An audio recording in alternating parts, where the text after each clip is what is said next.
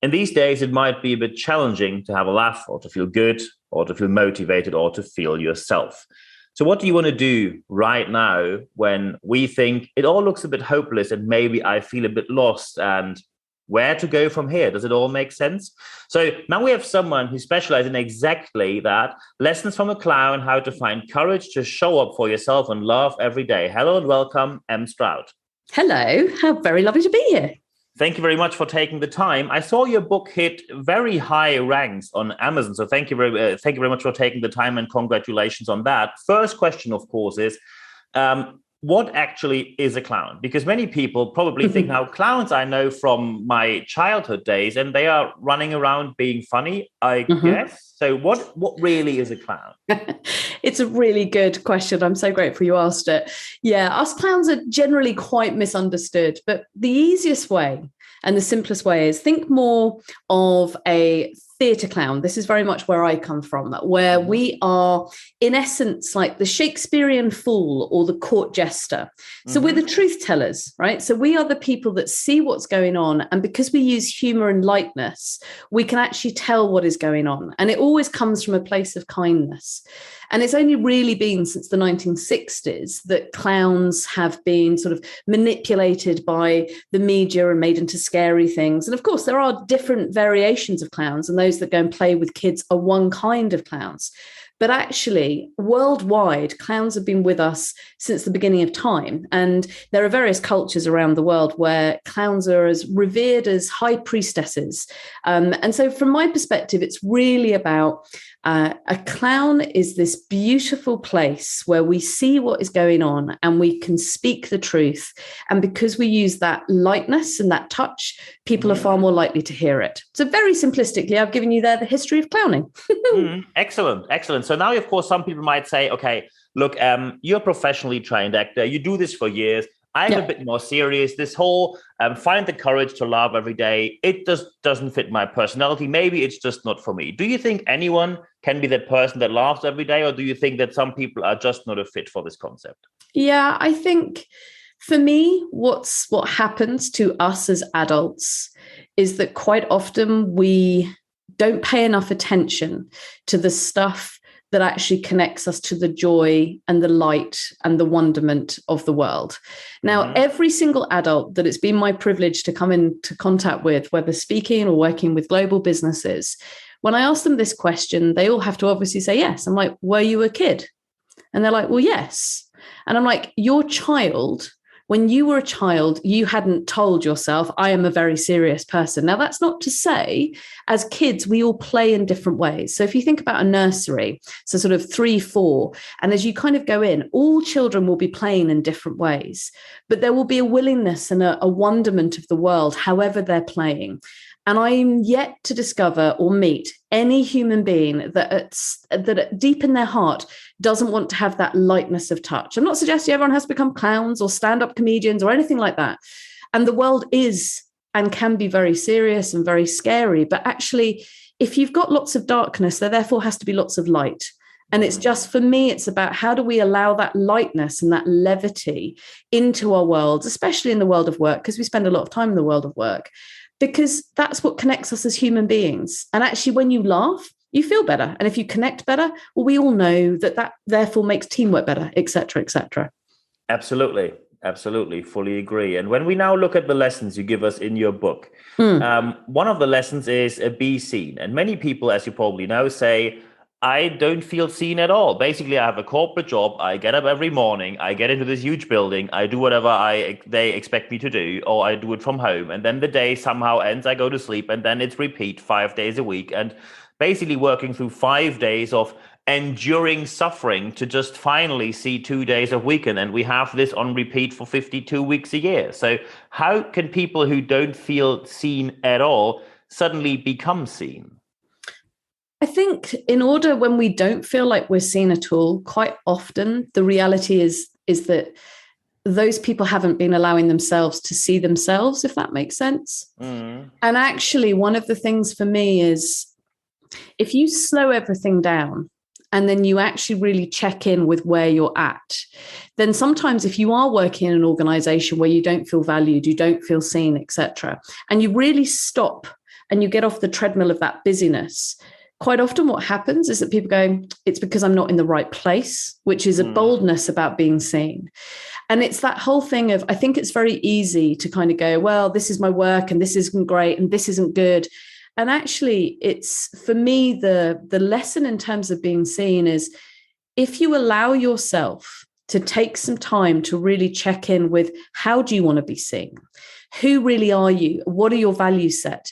Generally, when I ask people that, and then they look at how they're perceived in the work, because they're like, I'm not being seen, no one pays attention, etc., it's because they're not in the right place. And so it takes courage to be seen, but ultimately we can only change ourselves. We can't change anybody else, right?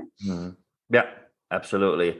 And especially talking about changing other people or thinking you can, and especially looking at the situation in which we are right now. Two of the lessons you give us in the book are be kind and be accepting. And let's face it, especially in the recent past, with certain people's points of view, it becomes rather challenging to be kind and accepting, or to be any of the two towards them. So how can I be kind and accepting when I simply meet people where I think these people have lost the plot a long time ago? I hear you. And I think the world at the moment is particularly polarizing, right? And in order for us to allow ourselves to accept where other people are coming from, it doesn't necessarily mean that you have to agree. But again, and this goes back to that point of, when we really take 2 steps back, and that's been one of my main journeys, the more that I slow down, the easier it is for me to take out the emotion of going, why are you thinking that? That is completely nuts. And if I take 2 steps back, I go, but from their perspective, the way that they're seeing it and the information that perhaps they've got, or their belief set, or whatever it is, that's led them to their place. And actually, fundamentally, I believe that 95% of humans, we want to be happy, we want to be joyful, we want to connect, we want to have good lives. But the challenge that we all have is that we're so bombarded with information that actually it means that we're split into 2 different sides, and there's this and there's that. And it's harder, and it is really tough. But for me, in order to be accepting and be kind, again, as an individual, you have a conscious choice about how you want to respond to other people. I'm not saying this is easy, and I'm still practicing it myself. And it is that thing of, quite often, especially in terms of kindness, we're not always that kind to ourselves, and we can be kinder to others. And so for me, kindness it's a practice. It's how do we make sure that we prioritize, yes, being kind to ourselves. And then it's also about, how can we be kind to others that perhaps we don't necessarily agree with? And when you take 2 steps back, I'll give you an example. I had a recent client that I was working with that has completely polar, different political views to me. And I mean, completely polar.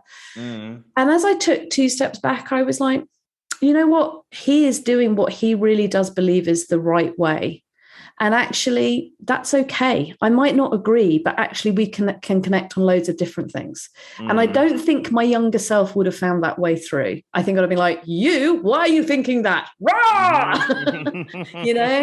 And he's not going to change his views because I've got mine. But what we are going to do is actually kindness, that, a bit like how we can be seen and stuff, that comes from ourselves and our own work. And that, for me, is kind of the key thing. It's like, rather than paying lots of attention and giving energy to others, maybe do your own stuff.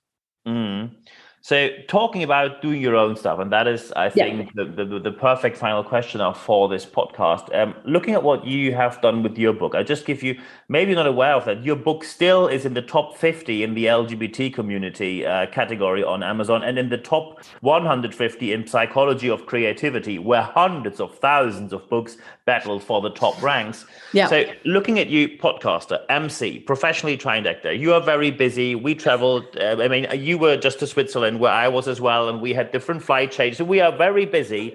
And then you say, hey, let's write a 200-page book. So first, how do you find the time, and what's your motivation doing that? On the time front, I think what I've learned And it's in the book, but I've got a system called my Rainbow Diary. So very simplistically, I worked out that there were 7 things on a week by week basis that if I saw in my diary, and I'm talking about life, I'm not just talking about work.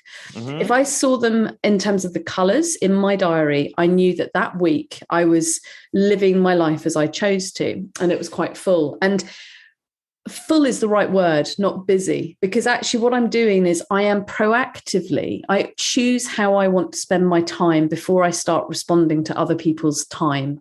Otherwise, I never would have written a book. I never would have made a film trailer. I wouldn't have 100 episodes of my podcast, because if we're always reacting to others, then actually what we're doing is we're always giving away, in essence, our power and our time. And in life, time is so important. And for me, my motivation, it's really simple. I've worked out that, lots of people, especially within leadership, talk about purpose and these kind of quite grandiose words. But actually, for me, it's about, what is it that what am I here to do? And actually, for me, I realized, fairly recently that my purpose is to make the world laugh, think, and play more. And so before I do anything, I check in, right, will this make the world laugh more? Will it make the world think more? Or will it help the world play more? And if it doesn't, I say, thank you very much, and I pass it on. So my motivation is really simple. It's like, I just want people to be happier. And the reason that the subtitle is what it is, I know how good it is if we let ourselves laugh every day. And I meet so many super, super smart, successful people who are like, yeah, I know I need to play more. Yeah, you're right. I need to laugh more. And it's like, we only get one chance at life. And I think if COVID hasn't taught us anything, it's live it in the now, not live it, well, when I've sold my business, I know you have sold your business, or when I've got that promotion, then I'll do that. It's like, enjoy the moment and create a world so that you can really live in your moment, and you can experience then the highs and the lows, but at least you're living. And that for me is my motivation. Perfect. Okay, I have one more bonus question. Go on. So when people are now listening to this and think I should do this, the problem is, I don't know where to start. There are so many things I think about now that probably aren't right. Where's my starting point? What are M. Stroud's top 3 tips how to laugh more and stand up for yourself in this world when you don't know where to start? Your top 3 tips. Top 3 tips. Create a 10-minute meeting in your diary with yourself at the start of every day before you start responding to other people's stuff. And in that 10 minutes, let yourself for a couple of minutes, just breathe, because we all get really stressed out, right? And so suddenly it's like, if you just breathe and then you suddenly go, right, how do I want to show up in all of those meetings? And just be really clear on the how, because as soon as you do that, you're already in a very different position. Secondly, my second top tip is do something every day that makes you giggle. Now, I'm not saying that you have to spend 2 hours watching comedy, but you can, no doubt, watch a little YouTube clip or listen to a podcast that makes you giggle, or even better, chat to a mate that makes you laugh. Find the time, but be conscious about doing that every day. And if you've got a day where it's back-to-back meetings, that little 5 minutes that you put in going, I'm going to talk to my friend Stu. I spoke to my friend Stuart yesterday and he makes me laugh. It's that thing. That's one of my highlights of my day, right?